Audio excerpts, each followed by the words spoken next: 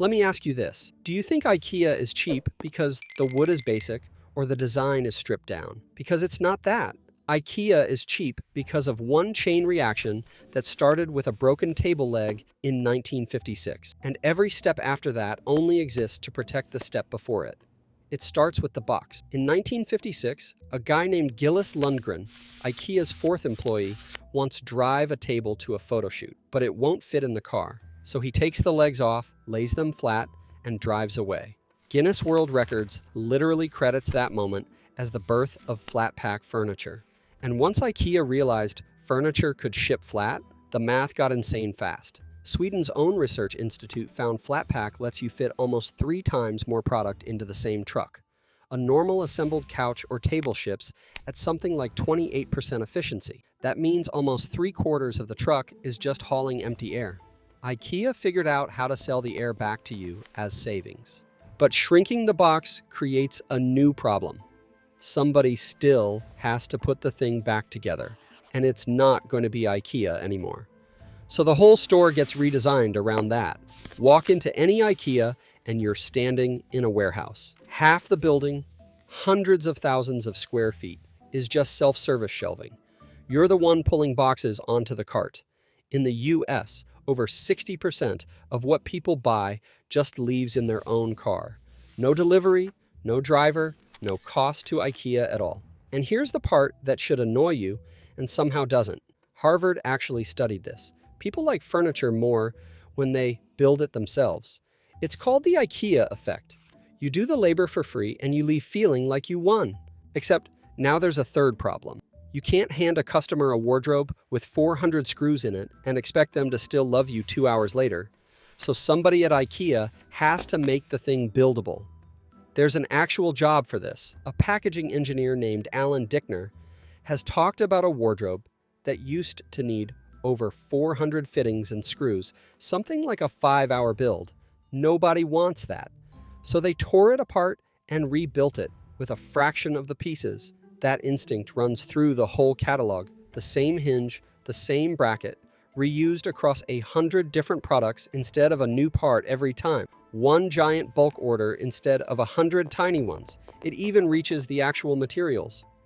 Cabinet backs that used to be solid wood are, in a lot of products now, recycled plastic made from old water bottles.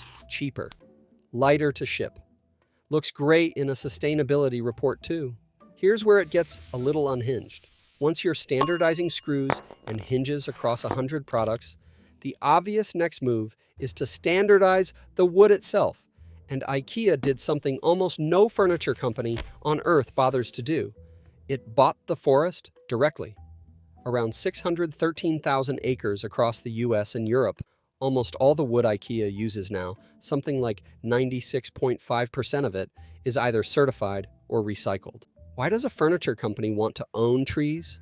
Same reason an oil company wants to own the well instead of buying crude off the market. If you own the source, the price can't ambush you. On top of that, IKEA deals with about 1,600 suppliers directly in over 50 countries, no middleman skimming a cut before the product even exists. And once you're operating at that level of standardization, something strange happens. The product stops being furniture and starts being a measuring stick.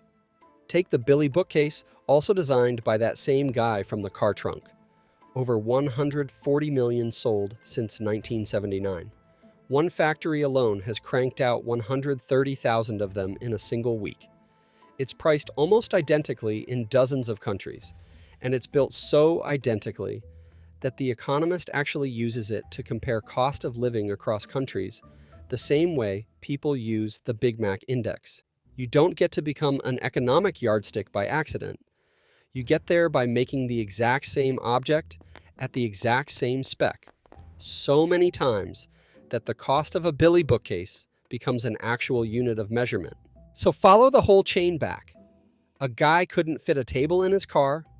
That forced the box to shrink. The shrinking box forced the customer to become the labor.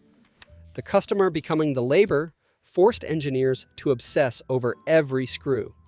The screw obsession forced IKEA to standardize materials. Standardizing materials forced them to just go buy the forest outright And doing all of that at a big enough scale turned a bookcase into something economists use to measure a country's cost of living. None of that is an accident, and none of it is IKEA being generous. It's one broken table leg and 70 years of refusing to let a single link in that chain get expensive again.